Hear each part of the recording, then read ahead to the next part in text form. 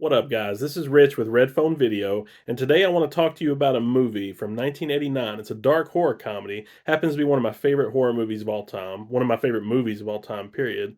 And it's directed by Bob Balaban, and the movie is called Parents. Now, to give you guys an idea of what this movie is about, it's basically about the Limley family. And you have the father, who's played by Randy Quaid. You have the mother, who's played by Mary Beth Hurt. And then you have the 10-year-old boy, Michael, the son, who's played by Brian Madorsky. And essentially, this family moves from the East Coast to the West Coast. And as soon as they move into their new house, the young boy, Michael, starts to suspect that his parents might be cannibals. Now, as I mentioned, this is a movie directed by Bob Balaban, who a lot of people know as an actor. He's mainly recognized for Christopher Guest comedies like the mockumentaries, films like Waiting for Guffman, Best in Show, and A Mighty Wind. Now, for me personally, I tend to recognize Bob Balaban more from movies like Close Encounters of the Third Kind or Ken Russell's underrated as hell bonkers flick, Altered States. If you guys haven't seen Altered States, get on it because that movie is trippy as hell. And of course, who could forget Bob Balaban in Ghost World?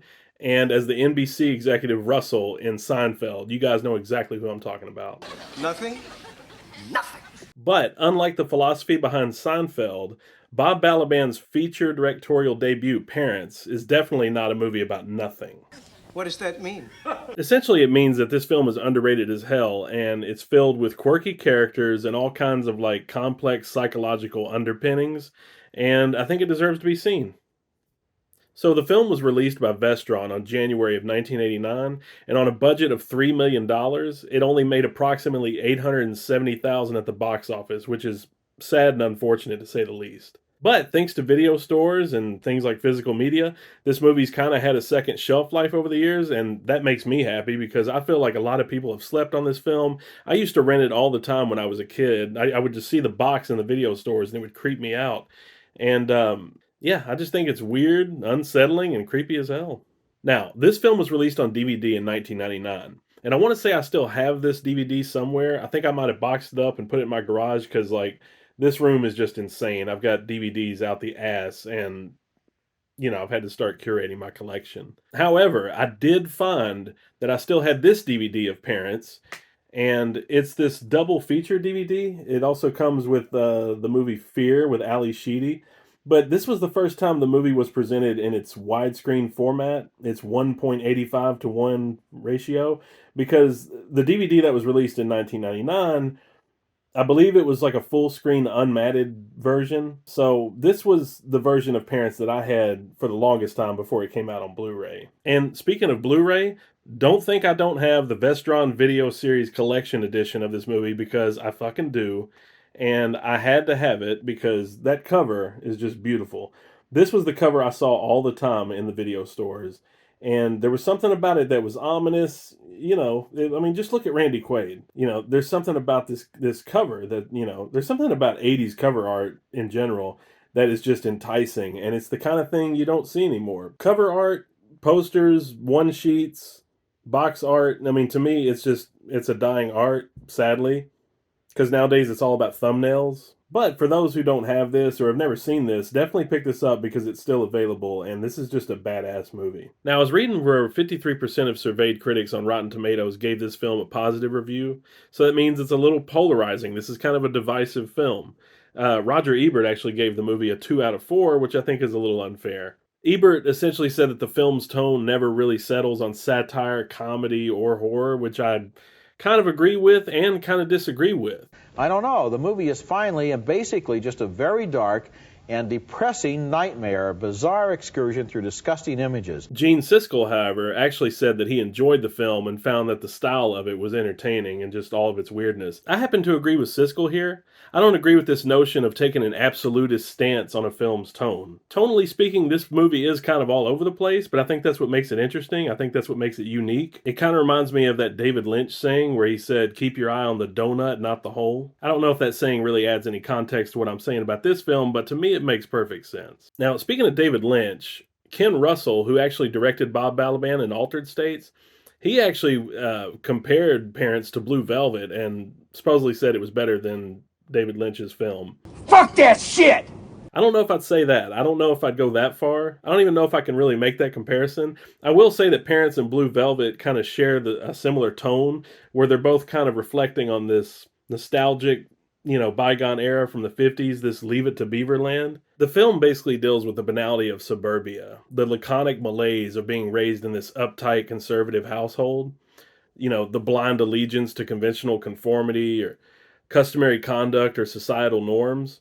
And these practices dominated that period of the nuclear family or the atomic age in the 1950s, where, it was essentially about falling in line with certain constraints, whether it was blood or family or tradition or the iniquities of industry. And I guess you could say the film's a metaphor, for me anyway. The film's a metaphor about all those primal fears from childhood, that pre-adolescent angst and feelings of sexual awareness. And even though a lot of anxiety disorders from childhood might come from things like hypervigilance or over involvement or like overprotection, like helicopter parenting, this film deals with more of the detachment or emotionally unavailable style of parenting that was real common in the 50s and 60s. And it leads to a lot of feelings of vulnerability or alienation, where the parents can feel like the stranger or the other in the household. And this kind of reminds me of a lot of those sci fi films in the 50s that kind of dealt with similar themes, whether it was the Red Scare, foreign invasion, the communist threat, or that Cold War dread. This movie kind of has that same vibe to it, where it's like there's always something creepy lurking under glossy surfaces. I just think the film is fun. I think it's demented. I think it's off kilter. It's tonally bizarre, which makes me understand also why certain critics view it as inconsistent or underwhelming, or even cold. But you got to remember, we're seeing it all from the perspective of a child. So whether or not that child is psychologically disturbed or traumatized, or even if the child's just introverted or withdrawn, the stories reflect in a world that is at times unsettling and nightmarish and illogical. The film's filled with abstractions that sort of maintain that mood of disillusionment, which brings me back to David Lynch. There's this other great David Lynch quote about people expecting art to make perfect sense when they accept that life doesn't make any sense. And I think you can apply that quote to this film as well. One more thing about David Lynch, and then I promise I'll shut up about him because I know this is not a David Lynch film, but one of the elements that makes it also kind of Lynchian is the fact that some of the music was done by Angelo Badalamenti, who had worked on almost all of David Lynch's films, not to mention movies like Nightmare on Elm Street 3.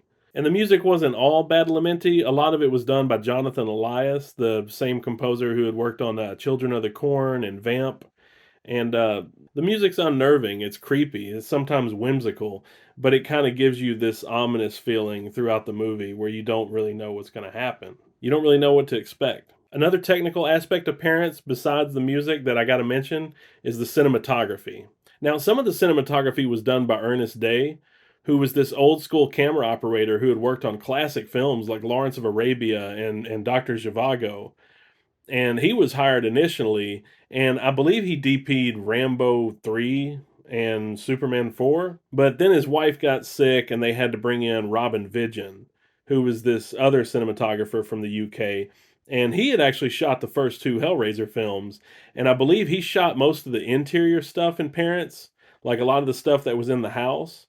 So the cinematography in this film is impeccable. Not to take anything away from Bob Balaban, whose direction is brilliant in my opinion, but I'd be interested to know who made a lot of the creative decisions in terms of this film's visual style, because this movie just looks beautiful. I mean, you got some interesting wide angle shots. There's some split diopter action. There's this spinny table scene, which I believe was done on like a Lazy Susan or something. It's when the table's spinning around the room. It's really impressive. There's some low angle Steadicam shots, which I think are eerie and ominous. And there's this shot in the basement where the camera pulls back from Sandy Dennis and the kid. And I still to this day don't know how they really achieved this. I know the director, Balaban, stated how they did it in the commentary, but I'm still pretty puzzled on how they accomplished this shot. Next, we got to talk about the performances in this film, which I think all the actors did a phenomenal fucking job. You got Juno Mills Cockle, who plays the girl. She's like the friend of Brian Madorsky in the movie. She's the friend of Michael. And she did a pretty good job. I don't know what she really went on to, other than I think I saw her in Prom Night 3, The Last Kiss. You got Mary Beth Hurt, Paul Schrader's wife. Used to be married to William Hurt, But she's a good actress. I think she's excellent as the mom. You know, she was in that movie Chilly Scenes of Winter. She was in Woody Allen's Interiors, and she was phenomenal in The World According to Garp. But in Parents, she's kooky, she's zany, and she has this aloof quality to the complicit nature of her character. She's complicit, but she's also surprisingly sympathetic, especially towards the end of the movie. That was just a good casting choice, in my opinion, Mary Beth Hurt. And supposedly Bob Balaban wanted a Mary Beth Hurt type, and he actually got Mary Beth Hurt, so that was fortuitous to say the least. And then you have Brian Madorsky, who plays Michael in the movie, and this kid is excellent. I'm surprised he didn't go on to make other films. He probably got traumatized in real life, but he never went on to make any other films, kind of like Danny Lloyd in The Shining, and I don't know why, because this kid was talented. He really acts like he's traumatized, and supposedly Randy Quaid actually distanced himself from Brian Madorsky on the set, which made for a more realistic dynamic between this crazy ass father and this anxious son. Then you got Sandy Dennis, old wacky Sandy Dennis, who makes every film she's in watchable. Sadly, she's a little underutilized in this film, in my opinion, but considering her character is arguably the most normal person in the film, I feel like her performance is serviceable enough. The only reason why I say serviceable is probably because I'm so used to the plethora of off the wall, eccentric performances throughout her career. 976 Evil, where she played the crazy aunt, she was great in that. Robert Altman's film, The Cold Day in the Park, she did a good job in that movie. That's an underseen gem. The Out of Towners, where she plays Jack Lemmon's loopy ass wife, she steals the whole movie from Jack Lemmon, in my opinion. If you haven't seen Sandy Dennis in The Out of Towners, you should definitely check it out. She's great in that. And of course, who can forget Sandy Dennis in Who's Afraid of Virginia Woolf?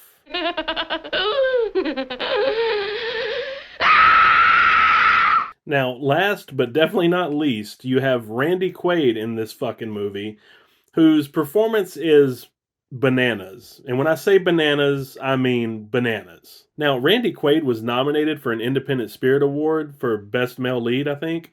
And in my opinion, he should have won that shit, because Randy Quaid nails it in this movie. I mean, he's almost up there with Terry O'Quinn and The Stepfather in terms of just being loony and off his rocker.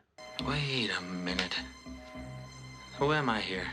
Probably not too far off from how Randy Quaid is in real life, and you guys know exactly what the hell I'm talking about. Evie, put this on.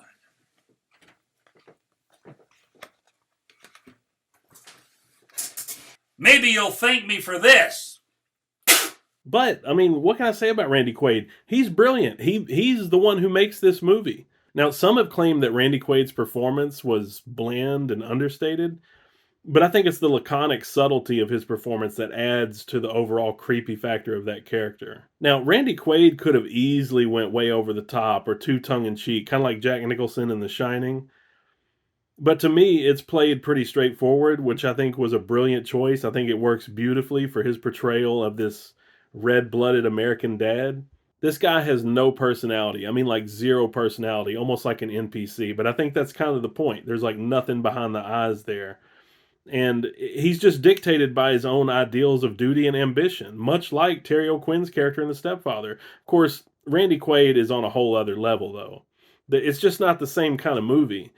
And I honestly feel like this is one of Randy Quaid's best performances. I mean, up there with The Last Detail and Cousin Eddie, of course. Anyway, guys, I could go on and on about Parents. My final thoughts on this movie: this is definitely one of my favorite horror films of the 80s. The film's biting satirical tone to me is what separates it from most genre efforts in that era. But the creepy performance from Randy Quaid is what makes it indelible as a cult horror classic, in my opinion. Like I said, Quaid could have went way over the top and hammed it up as this patriarchal head case, but instead he delivers a performance that is much more chilling and restrained, which I think adds to the overall menace that hides behind his horn-rimmed glasses and innocuous facade.